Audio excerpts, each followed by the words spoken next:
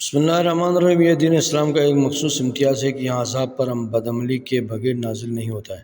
عذاب بدعملی کے بغیر نازل نہیں ہوتا اور ثواب کا استحقاق عمل کے بغیر بھی حاصل ہو جاتا ہے، اور عمل خیر کا دار و مدار صرف نیت پر رکھا گیا ہے، بلکہ بعض اوقات تو نیت مومن کو اس کے عمل سے بھی بہتر قرار دیا گیا۔ عمل میں ریاکاری کے امکانات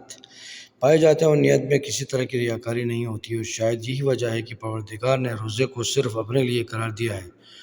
اور اس کے اجر و ثواب کی مخصوص ذمہ داری اپنے اوپر رکھی ہے۔ روزے میں نیت کے علاوہ کچھ بھی نہیں ہوتا ہے، اور نیت میں اخلاص کے علاوہ کچھ نہیں ہوتا ہے، اور اخلاص